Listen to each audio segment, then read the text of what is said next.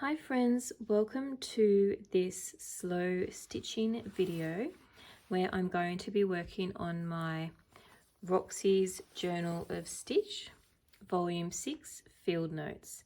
This is my first page. It's the first prompt for spring, which is spring bulbs. So I started working on this over the weekend, and I picked out my backing fabric, or my fabric that I'm stitching onto, and I have just stitched some patchwork fabrics down. I had this beautiful fabric with fairies holding snowdrops and crocus bulbs, and because I had this fabric and it was spring bulbs, I knew I wanted to use this. So my bulbs that I'm going with are the crocus and the daffodil, because the daffodil would be my favorite spring bulb, and I know a lot of people are doing daffodils. They seem to be very popular. But I also thought that purple and yellow, they go really well together. So, and I thought it's quite a pretty spring color palette. So I pulled out some fabrics. So this is a Liberty. I think this might be a Liberty. It's definitely a Tanner Lawn, but I'm not sure if it's Liberty. And just some little scraps. I rated my fabric scraps for little pieces of fabric. So I've cantha stitched down this piece and this piece, this piece and this piece. And then I did the invisible stitch method, or the really little stitches for these pieces. On this bit here, I'm going to either write or stitch or stamp daffodil. And on this piece, I'm going to stitch or stamp crocus. I cut this little bunny with the crocus out of this fabric. So I'm going to stitch him down here. Along the bottom here, I'm thinking of embroidering a little row of crocuses. And then this piece here, I can't remember who told or mentioned it in their video, but I jumped onto that Graphics Fairy website and found these two pictures of bulbs that I quite liked. And so I had a play, and I've decided that I like this one. And what I'm actually going to do is stitch this on, but sorry, I'm going to use it as a guide to embroider this on here. But I'm not going to like thread paint and have it heavily embroidered. I just sort of want to do almost, and I won't use black, but just the outline of the shape, and then just use a couple of stitched lines to indicate some of the sort of the lines in here, like the veins and some of the details. But it's going to be more like I've sketched, but I've sketched with needle and thread the flower on, so it's not going to have any color on it. I want all the color to be sort of around here. The little crocus flowers down here I will do in purple thread, but my daffodil is going to be more like I've sketched it on. And then in terms of other text and wording, I kind of didn't really think about incorporating that.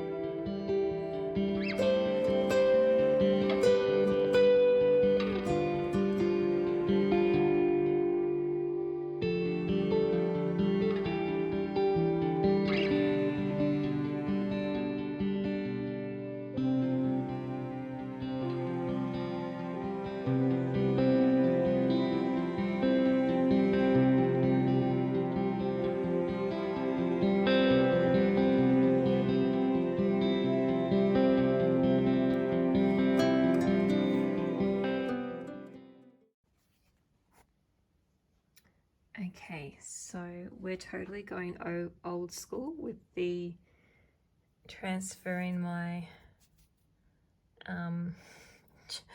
daffodil to my fabric. We'll see how this goes. My mum has a light box, which I've had here for ages, but she recently collected it, and so I don't have it here anymore. And I have this other light thing, but I don't have that either. And yeah, actually, you know what? My daughter is using the iPad at the moment because I can see it, but it's not great. My daughter is using the iPad at the moment, but I have an app on there called Trace Table, which acts as a light box. So I am going to go and borrow that. She's having a bit of screen time at the moment, but I'm going to go borrow that because I think it might be easier. Yes, let's do that. Let's interrupt her screen time. Okay, so the Trace Table app sort of worked. I could kind of see, but it wasn't really bright enough, and I had the screen all the way, the brightness of the screen all the way up. So definitely need to either get myself my own light box or get the light box back from mum if I intend to do more of this. So, but I got most of it down in lead pencil, and then I've gone over it with my Soline Air Erasing pen. So this pen is intended to fade away in 2 to 10 days. So, and I've found that it fades away quite quickly. Fingers crossed it fades away all the way, but if not, it comes out in a purpley black color, more purple than black. So even if it doesn't fade away all the way, it kind of suits the theme anyway. But I'm going to go over this now in a really dark, I'm thinking if I've got a really dark green or not black, but maybe a really dark brown or a charcoal color. So I'm going to stitch over that. And I'll probably do 2 strands for like the main outline parts, and then the veiny parts I'll just do in 1 strand, and I'm going to just back stitch it, I think, because it's supposed to be like a quick sketch idea, so I think back stitch is the easiest stitch to do. And yeah, so I'm going to start doing that now. Once I've got that down, then I can work on my little crocus embroidery. Well, actually, I'll probably stitch this down and then embroider my crocuses on, and then I can finish attaching all my other little bits and pieces.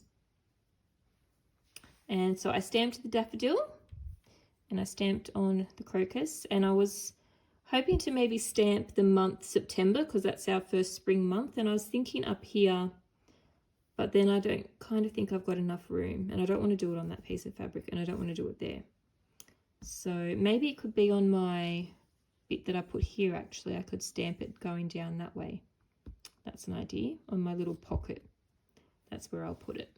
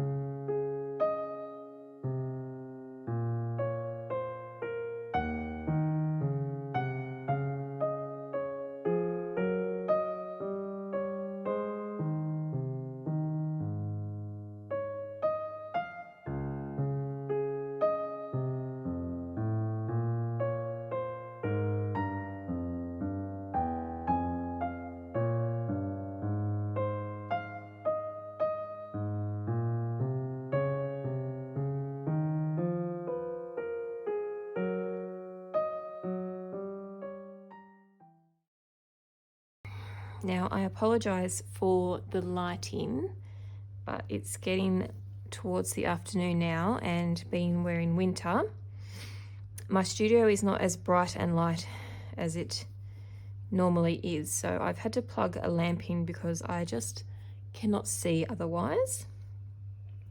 But it is afternoon tea time, so pour yourself a lovely cup of tea or coffee or a cold drink, and let's do some stitching together, some sip and stitch.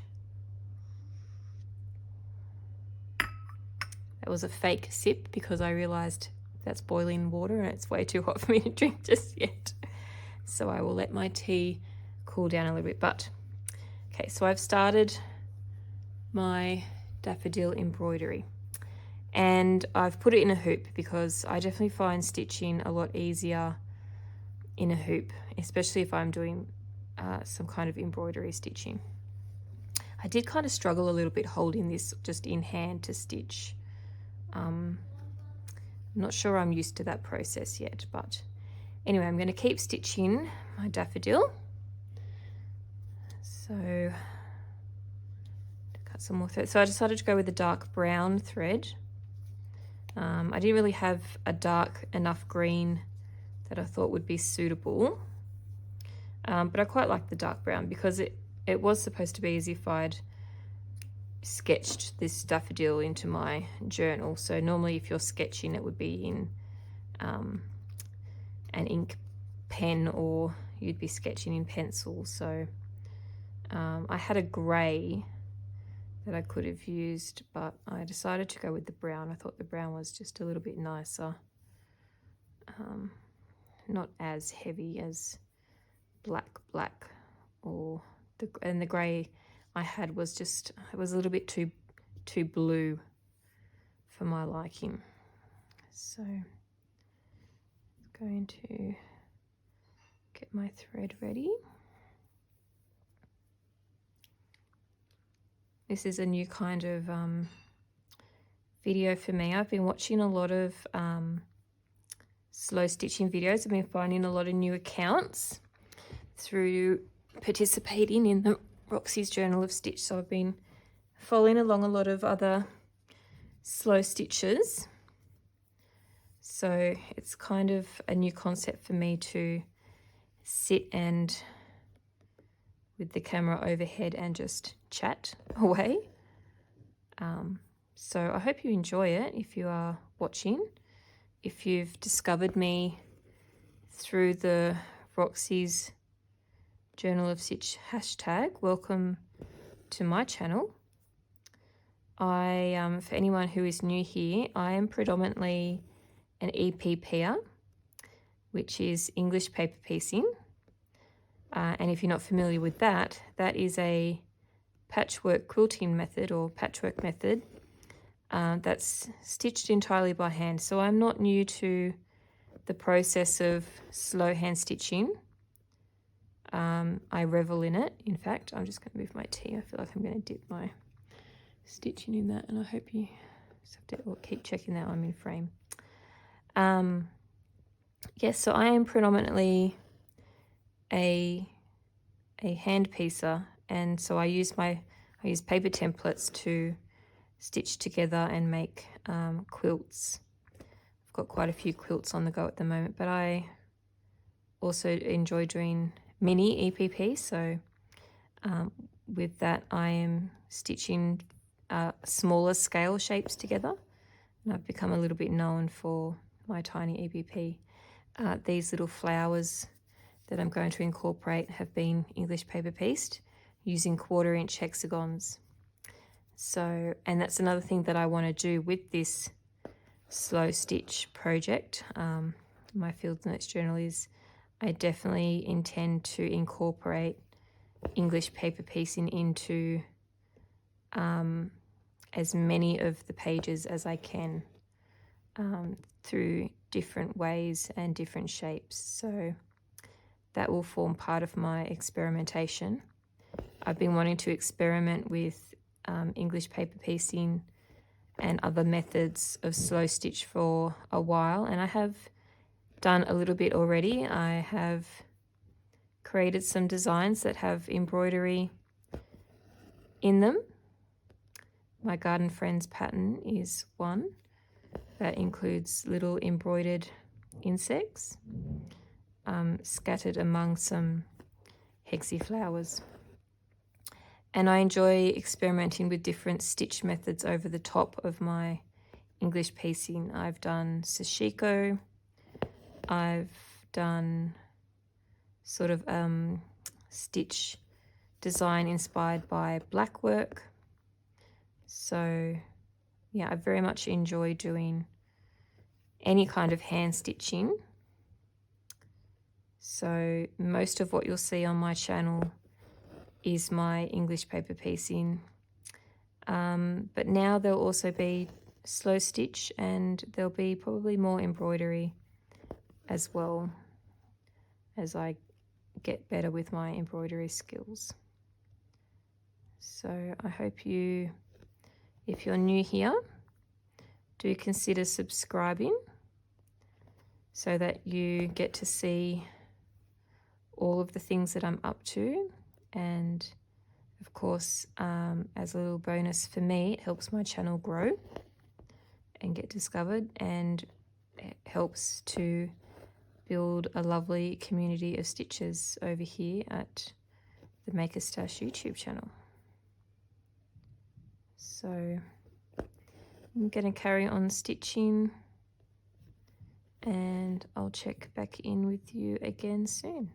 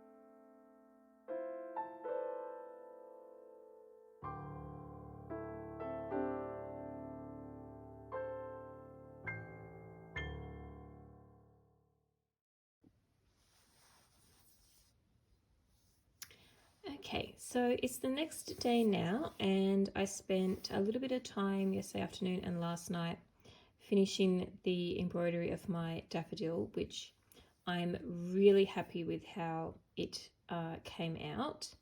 And the little yo-yos are going to cover just a tiny little bit, but I'm really happy with that. So all I've got left to do now is stitch these little pieces on. I've got to finish stitching my flowers so that I can piece them on. But what I'm just deciding now is what fabric to use as a tiny little pocket on the side here. So this is a piece of vintage sheet, and what I like about this is it's got a hem, so I won't have to stitch down my own hem. So I like that, but then my other choice is to use this same stripe. So I could use this one as well. And what I would do is I'd fold over and just hand hem the edge down. But this is what, and I don't want to come, like it's only going to be very narrow. It's just so that I can slide in a little handwritten note. So if I did that, which do we like better? I kind of think maybe I actually like this one better because it pulls back in with this. And whilst this is nice because it's got the yellow,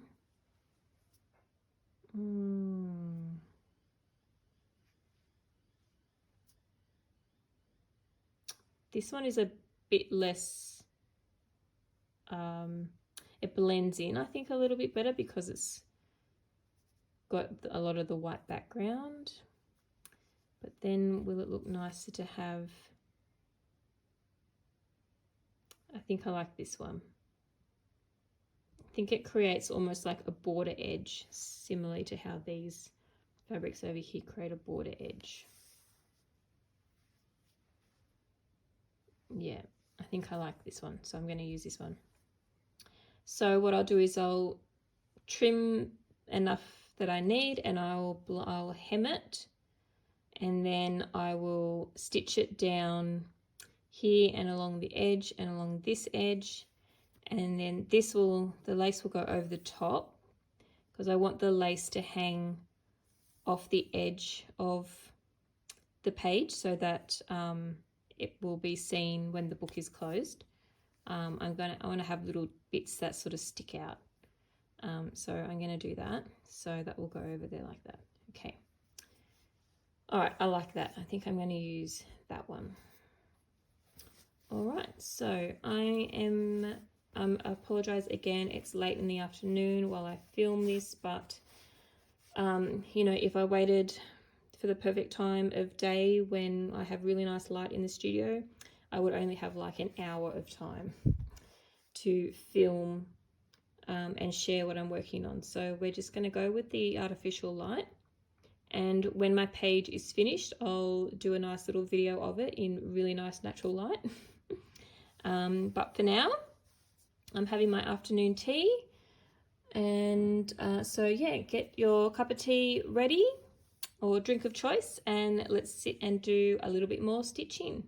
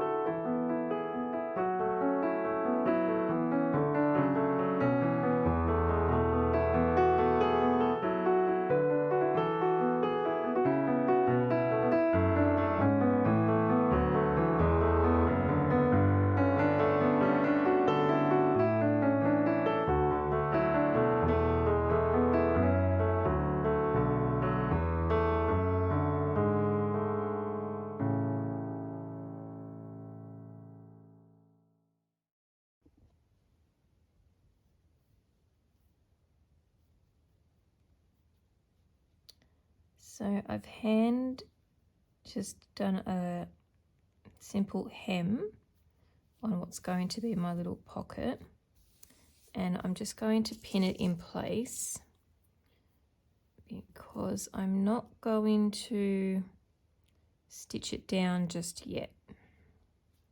So what I'm thinking is, and I'm using these little clover applique pins, which are new to me, but already I think I'm going to really like them for this project because they're just a nice little pin.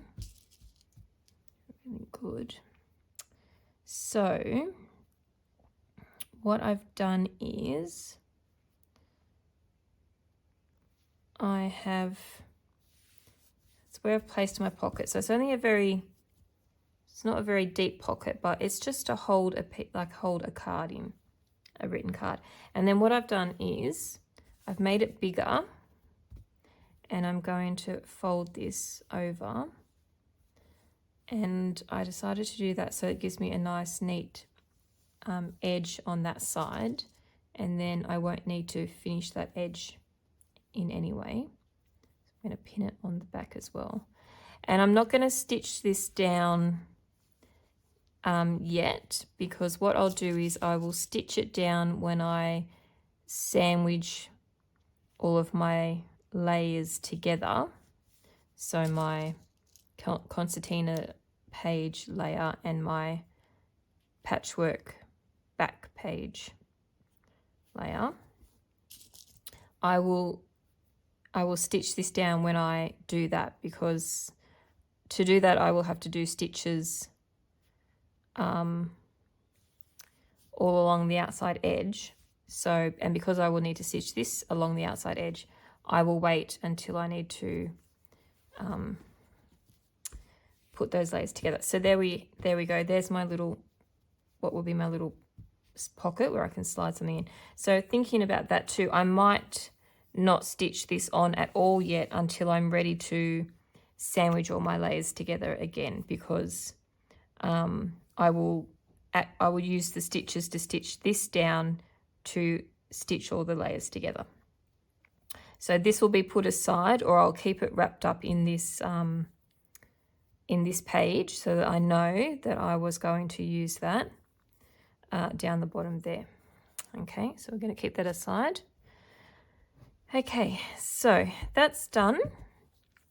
What I think I'll do now is stitch down this piece, and then I will do the embroidery last for that. So decide where I'm going to put it, and I'm going to use my nifty new little applique pins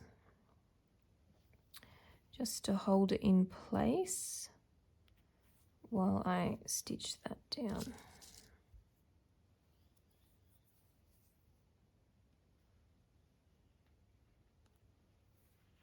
Hope I'm in frame. Whenever you're moving things around, you always move them out of frame. Okay, so I'm going to stitch this down. I think I'm going to do, I used this, to stitch this down, I used this Athena, which is a 60 weight cotton thread. It's really lovely to stitch with, and it's a really nice neutral color. So I'm going to use that. And the beauty about the stripes is that I use that to gauge my stitch length. So that this stitching on here matches this, I'm going to do the same thread and the same stitch length to stitch it down to my to my page. So we'll do that next.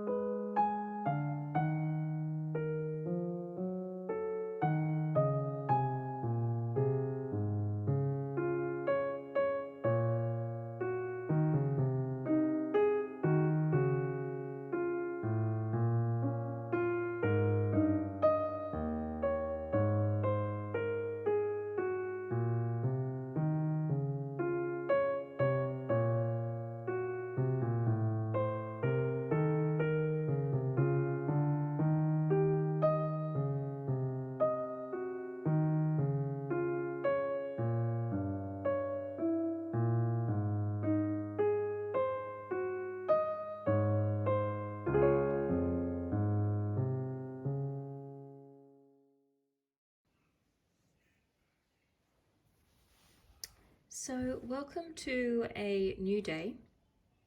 I have been working on my bulb page for a few days now, and so I've been filming as I go. So that is why you may see different mitts or jumpers on, because yes, I'm filming this in snippets as I'm working on it in snippets as well. So as we start this little time of stitching, it is a Saturday afternoon and it is very windy outside. It's been very windy all day. The wind started late last night and it's been pretty windy for most of the day. So I have not wanted to go out and do any gardening today, even though it's a lovely sunny day, because it's just too windy, and we've got a lot of gum trees and there's a lot of branches that have already fallen around the garden, and I don't particularly want to be out there gardening when branches are falling. So I've been doing some organising in the studio today, just straightening the camera, and I had a whole bunch of fabrics that I needed, new bolts of fabrics I needed to put away, so I had to do a little bit of organising, did some tidying of some of my drawers, and now I'm going to reward myself by working on my slow stitching. So this is where I'm up to. So you can see my daffodils now finished. I've popped on this piece, my crocus, my little bunny rabbit, and I've pinned my pocket. So this afternoon I am going to finish stitching up my little hexagons, and then I'm going to hopefully get my yo-yos and my hexies stitched down onto this piece, and then the only thing I've got left to do is the little bit of embroidery that I want to do down here. And then my bulb page will be finished, aside from making my information or journal notes card that's going to slot into there. So let's all refresh our cups of teas or drinks and let's do some stitching. Okay, so I've just adjusted the lighting. I'm hoping that looks a little bit better than before. Hopefully I can still see well enough to stitch, so I might be moving it once I stop filming. But for those who haven't seen me make tiny hexie flowers before, or for those of you who are unfamiliar with English paper piecing at all, we used a paper template to get our shape, and that allows us to get a perfect shape. And we take our fabric with a 1/4 inch seam allowance and we wrap it around our paper template. That's the little paper template I've just taken out of the hexagon from my center. So we wrap the fabric around the paper template, and then we use a whip stitch to stitch them all together. So once you have a hexagon that has been surrounded on all its sides, then you can take the paper out and then you can reuse your papers, and it also makes working with your shapes and your flowers and whatever you're making a lot more easy to maneuver when you don't have the papers in. So you only keep the papers in, or I only ever keep my papers in on the outside edge of my work where they haven't been fully connected. So what I'm going to do now with this little flower is stitch up all these side petal seams, and then I will take out the papers because I'm ready to actually applique onto my piece of work. So with English paper piecing, if you're just getting started, you can use any needle and any thread that you have on hand just to get started. I do always sort of say try and use as fine a thread as you have in your stash, and as fine a needle as you have as well, because the finer the needle and thread, the less likely you are going to create gaps within the stitching, and the less likely you are to see your stitching on the front of your work. So I prefer to use a milliner's size 11 needle, and I use Superior Thread's bottom line thread in Statue, which is a nice neutral colour that blends in with most things. I'm gonna tilt you up a bit. Okay, so to get started, I have a knot in the bottom of my thread. And I'm going to choose which side petal I'm going to stitch up, and I'm going to fold that so that the two hexagons are sitting on top of each other. And then I'm just going to put my needle right in the corner of those two sides. And I'm doing a special little figure 8 knot, which is a locky knot that's going to secure all of my stitches. I do that at the start and end of each edge. And then I'm just going to do a whip stitch, just a couple of little stitches. I'm just picking up a couple of the fibers of the fabric from both sides of the hexagon. And I'm also making sure that my needle goes straight across, not at an angle, so that I'm creating a nice short stitch. And that also helps in my stitches not being seen on the front of my work. So just going to go all the way to the end. With these little hexies, you don't need too many stitches per edge. So they stitch up nice and quick. And there's that edge done. So now what I'm going to do is I'm going to run my thread back behind the seams.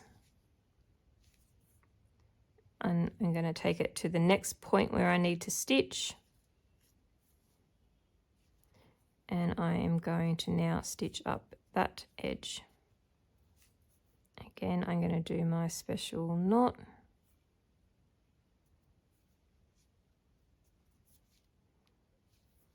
This knot's not so crucial when doing something like this, where just creating a little motif to applique onto something. But if I'm piecing an actual quilt top or even a cushion or anything that's going to get a bit of use, that's when I definitely always make sure that I do that special knot, because it secures my stitches. And if ever the stitches were to come undone on that side or that seam, they're only going to unravel back to those 2 points. They're not going to go any further, and my whole quilt will not fall apart. So there we go. I'm going to keep going around until I've done all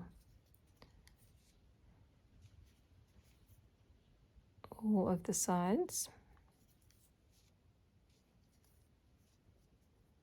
A lot of people feel intimidated by the tiny hexies, but I always say that it's no different to stitching a 1-inch hexagon flower compared to a 1/4 inch. It's the exact same method. I don't do anything different. The only difference is that I thread based my 1/4 inch hexies because I find glue basting too messy, but you can glue baste them. I still always make sure I use a 1/4 inch seam allowance, even though it means on the tiny hexies the fabric completely covers the back, because it's much easier to hold the fabric down to baste and get nice crisp edges when you're basting when you have a full 1/4 inch seam allowance. And the only other difference is that you're just holding something slightly, well, a lot smaller in your hands, but I still hold it the same way. I don't hold it any different. And I'm just doing less stitches. Less stitches, that's it. Just, it's only, it's the size is different, but the method's still the same.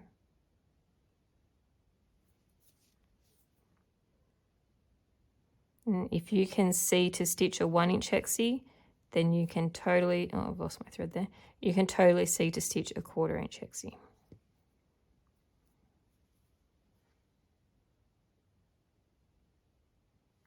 Rethread my needle. So I've just got this last one to do now.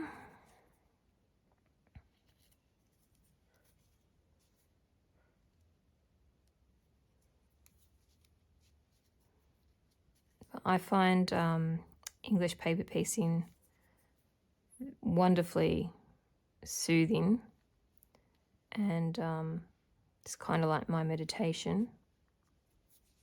It's a bit like slow stitching, how it it's very soothing. And you can create so many different things with English paper piecing. There are so many different shapes, different designs you can create, and you don't have to create, you know, a massive quilt. You can just make a cushion. You can make a motif to stitch onto a cushion, a bag, to applique onto a quilt block, applique onto clothing. So much you can do with EPP. So if you haven't tried it, I do encourage you to give it a go.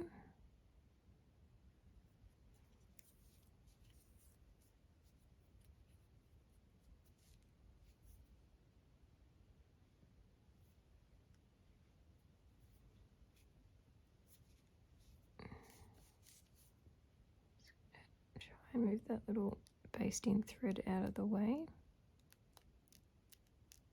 Down there. So last edge.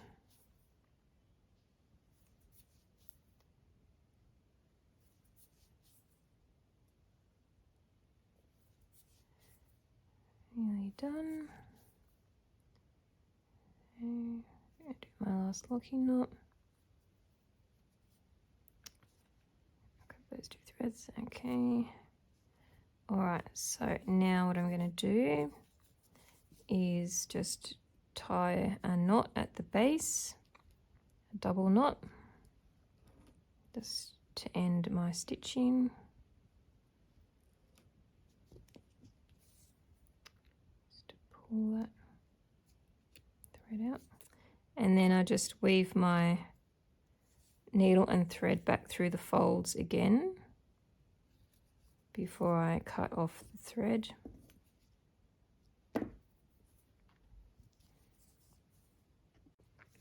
So there is my hexie flower all stitched together. So now I'm just going to snip these threads, these basting threads, and take out my papers. And as I take them out, I just fold back those seams. And you don't have to, I don't always completely remove my basting threads. Quite often I just leave them in. I always use a white thread for my basting thread. And so for the most part, you can't see that white thread through the fabric. So I don't worry about taking it out.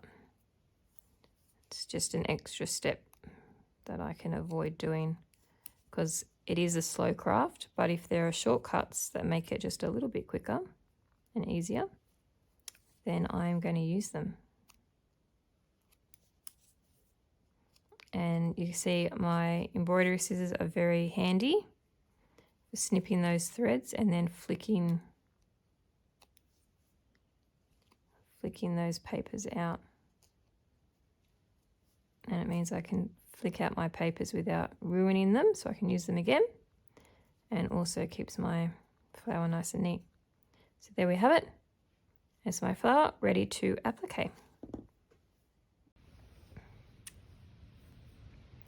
Okay, so I have finished stitching my little hexie flowers together.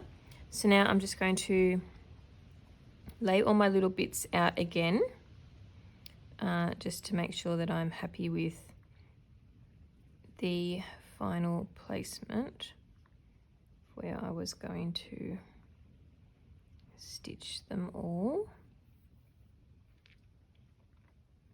So I think I had this one like that. Try not to hide too much of that. I'm wondering if this one's too big. This one's too big, or if it's too much to have them all.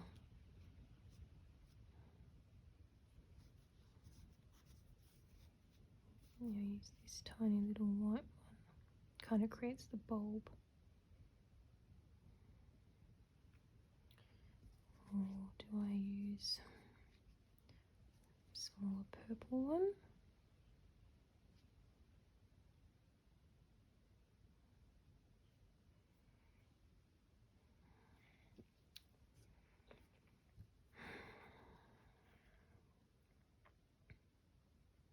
This one over here.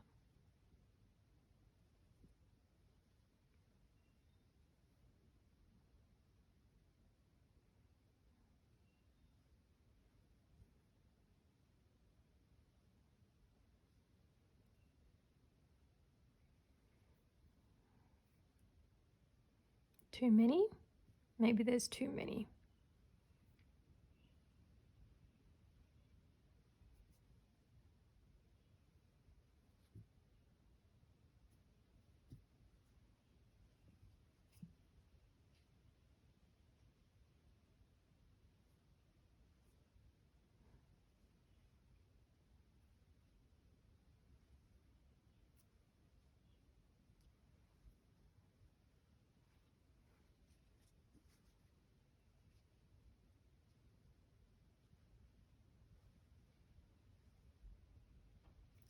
I think I prefer the plain one to this one, which is a pattern fabric. I think I like them a bit more plain. Okay, I think maybe,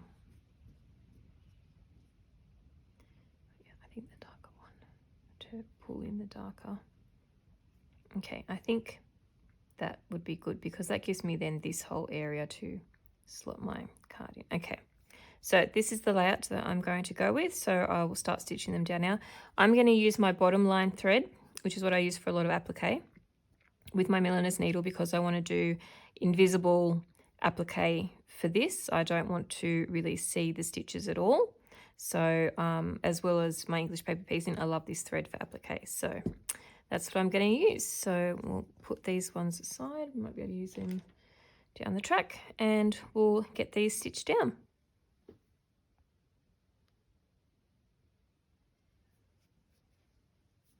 So to do my invisible applique, I am just going to do slip stitch method.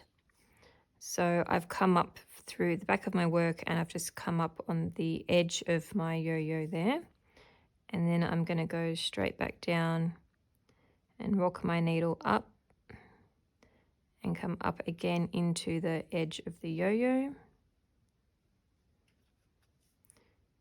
And then I'm going to go back down underneath and come back up. So I'm creating very little stitches.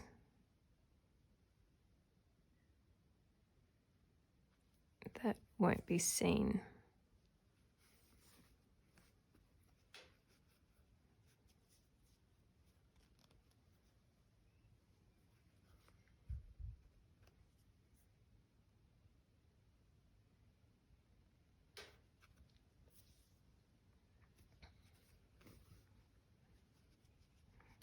And the stitches don't have to be super close together, but I also don't want to, I want to make sure that I don't do them too far apart either.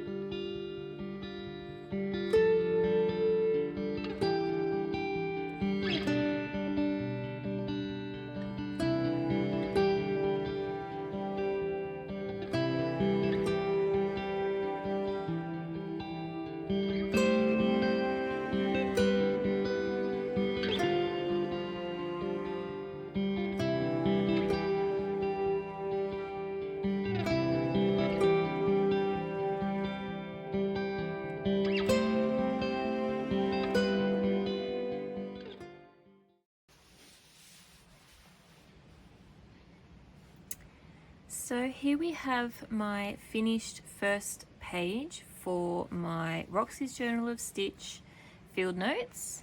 The first prompt, or the second prompt, which was the bulb. So I've completely stitched it now and I'm really happy with it.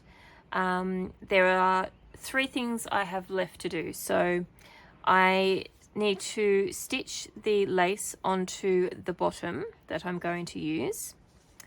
I need to make my little information card that's going to slot into this pocket, and then I need to stitch this pocket down.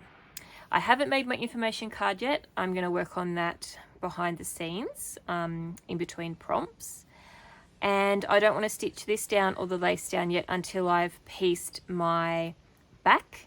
So the fabric piecing that's going to run on the back of my concertina, because I want to sandwich the 3 layers together. And so I will stitch this bit down and the lace down when it comes to stitching all those layers together. So, but this is my finished piece, and yeah, I'm really happy with it. So I will do a little bit of a close-up video for you, and I'm excited to start the next prompt. So down here I just used some lazy daisy stitches and some straight stitches to stitch my little crocus embroidery. I use stamp to do the two words.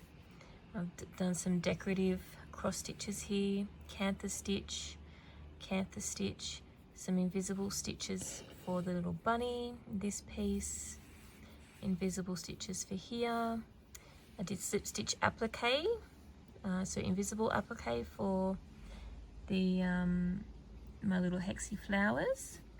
I stitched my daffodil all in back stitch in a dark brown colour.